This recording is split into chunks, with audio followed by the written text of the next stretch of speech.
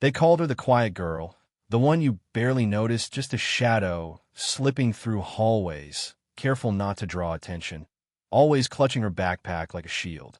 But let me tell you, silence isn't weakness. Sometimes it's just what comes before a storm. And at Roosevelt High, where tradition was just another word for cruelty, Naomi Thompson was about to prove it.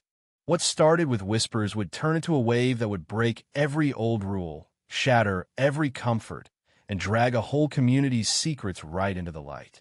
You think you've seen high school drama? No, you haven't seen what happens when one quiet voice decides enough is enough.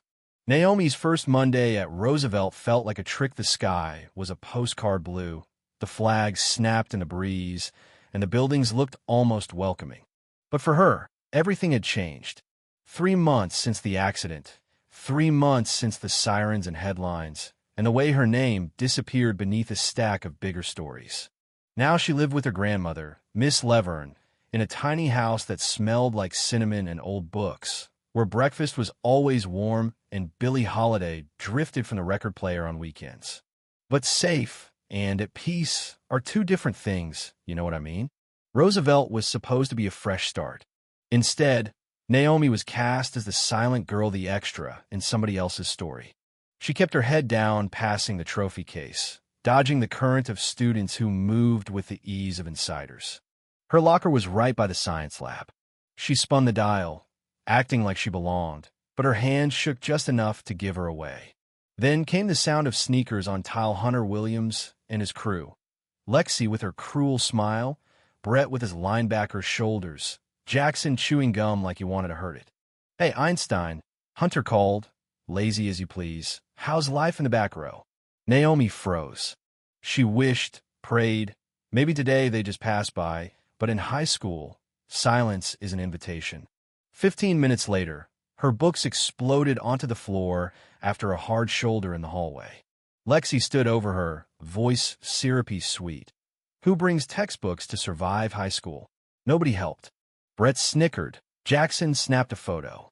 Through the guidance office window, Miss Coington watched, then looked away. By lunchtime, the story had mutated. Naomi tripped. Naomi wanted attention. Someone said she cried, but nobody really knew. She ate alone under a maple tree, tracing the rim of her water bottle, thinking of Detroit and Mr.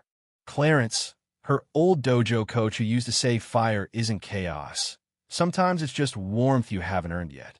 But here, she was just a whisper in a noisy place. At the end of the day, she found 3 words scratched in her locker. "Go back, monkey." She didn't cry. She just closed the door and walked on. In the bathroom, Lexi reapplied her lipstick, picture perfect, but inside, she couldn't stand that Hunter was watching Naomi. That's what really bothered her. That, and the fact that Naomi had just humiliated everyone in the trivia contest. They'd partnered Hunter and Naomi, and while Lexi simmered, Naomi answered question after question without fanfare. When they won, Hunter looked at Naomi, really looked, and Lexi's jealousy turned poisonous. Within a day, the rumor spread. Naomi cheated. She had to. She hacked the quiz. She knew the questions. None of it was true, but it stuck. Naomi didn't defend herself. She wrote letters to her mom in her journal instead. "Dear Mom, today I won something, but it felt like I lost."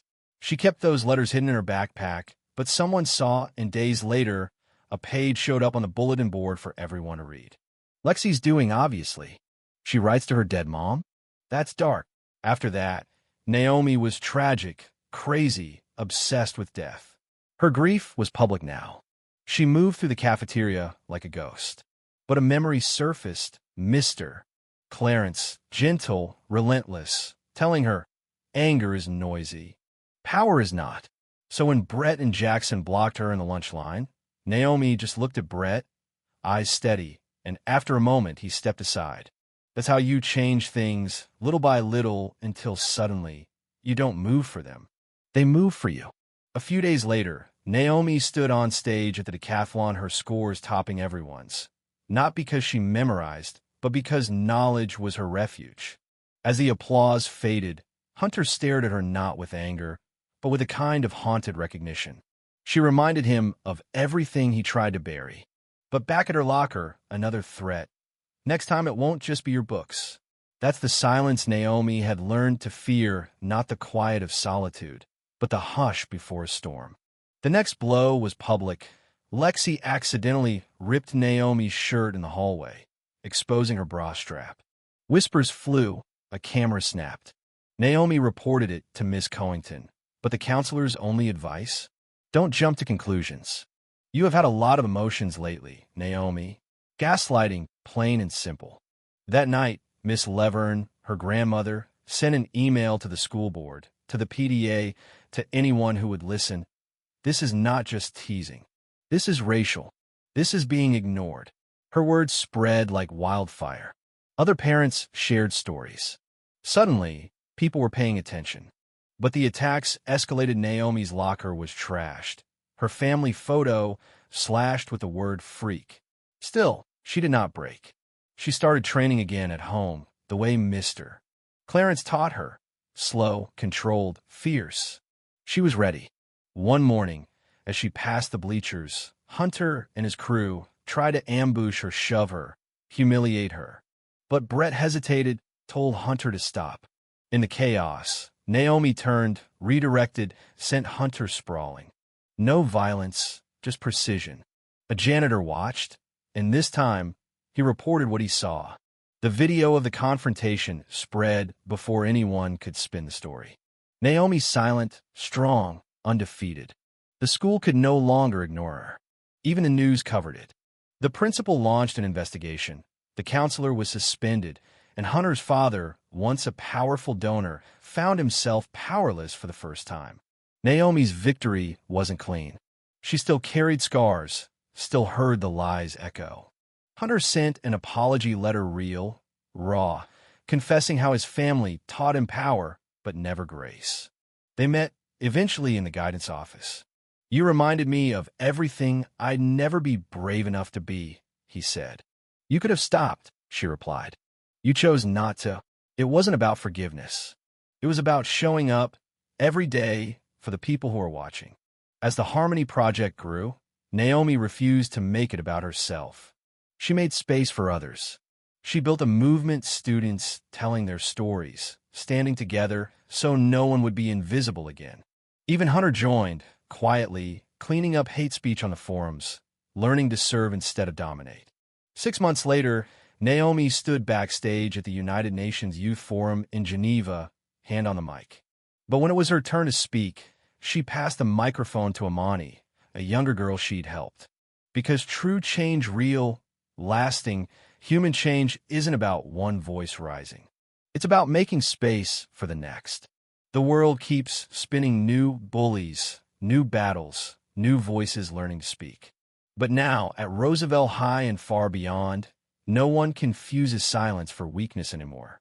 Naomi's name lives not in headlines, but in every student who finds the courage to stand up, every teacher who asks, "How can I do better?" and every quiet ally who decides to lean in and listen. So, if you've ever wondered whether speaking up matters, if you remember a time you wish someone had spoken for you, maybe it's your turn now.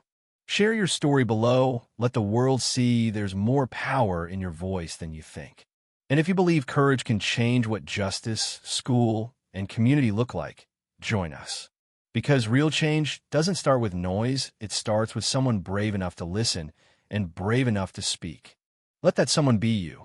Let it begin right here.